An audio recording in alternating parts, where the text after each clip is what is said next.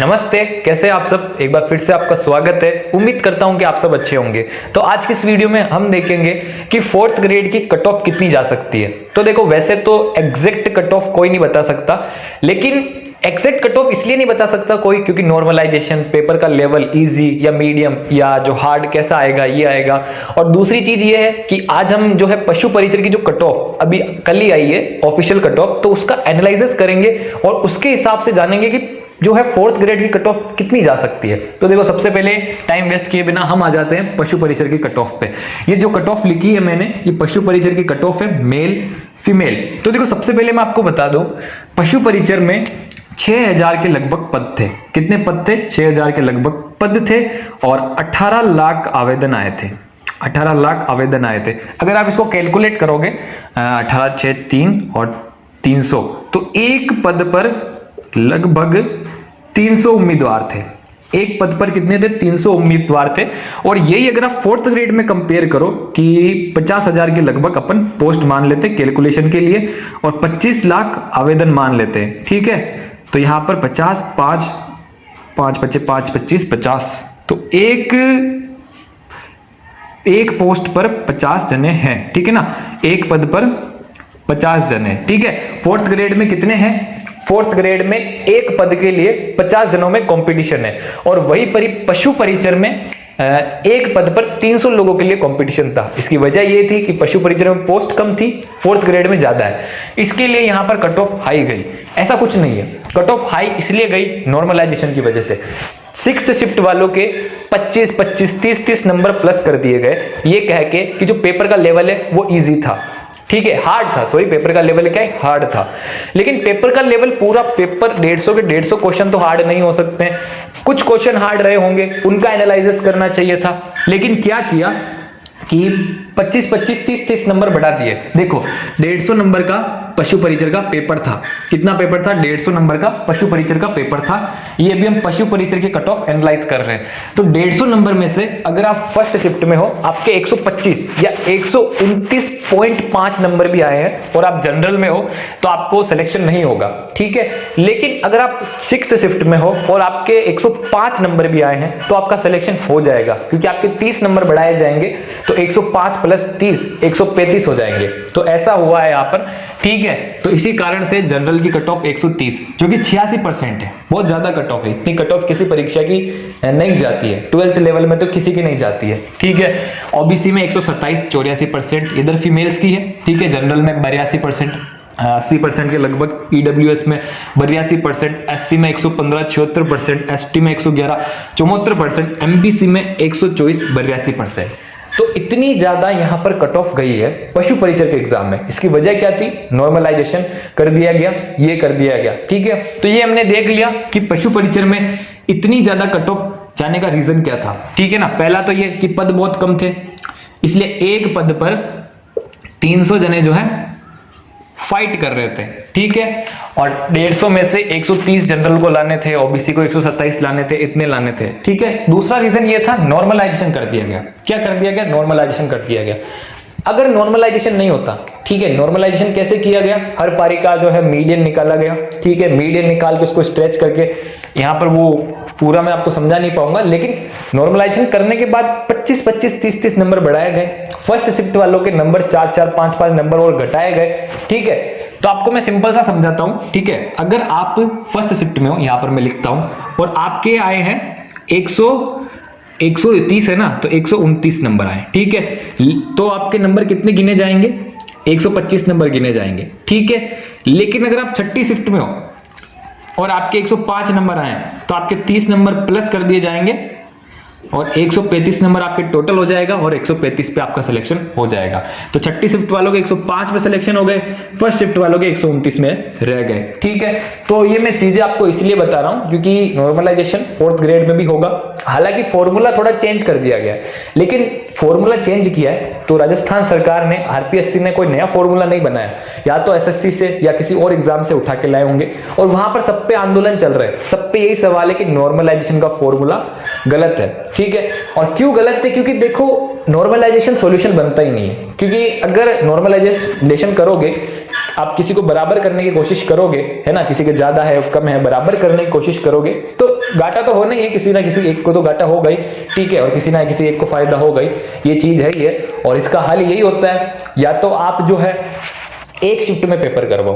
क्या है, एक शिफ्ट में पेपर करवाओ। अगर एक शिफ्ट में पेपर नहीं करवा पाते हैं, इसका रीजन ये है कि राजस्थान में जो है वो केंद्र नहीं है, जो है जगह नहीं है कराने की, तो जगह बनानी चाहिए। जो स्कूल से गाँवों में वो है उनको विकास करना चाहिए, ये करना चाहिए, ठीक है ना, उनको केंद्र लायक वो बन सके इतना उसमें डेवलपमेंट करना चाहिए। और दूसरा जो है वो ये है कि पहले एग्जाम ले लिया जाए, पहले प्री ले लिया जाए, फिर जो प्री क्लियर कर ले उनको मेंस में बिठा दिया जाए, ऐसे कर लिया जाए। लेकिन क्या कहें अब, तो देखो ये कट ऑफ आपके सामने थी। अब हम बात करते हैं फोर्थ ग्रेड की कट ऑफ के बारे में। इसका छोटा सा मैंने आपको एनालिसिस इसलिए बताया क्योंकि आपके माइंड में कुछ चीजें आएंगी, ठीक है ना, अभी मैं आपको बताऊंगा जब। तो अब हम बात करते हैं कि फोर्थ ग्रेड में कट ऑफ कितनी जा सकती है, ठीक है। तो देखो इससे पहले हम ये जान लेते हैं कि फोर्थ ग्रेड में कंपटीशन कैसा है। तो देखो 25 लाख तो है आवेदन है, 25 लाख आवेदन, 50,000 के लगभग यहाँ पर पद है, ठीक है ना, 53,749 पद है, मेरे को पता है, लेकिन राउंड ऑफ किया है मैंने यहाँ पे।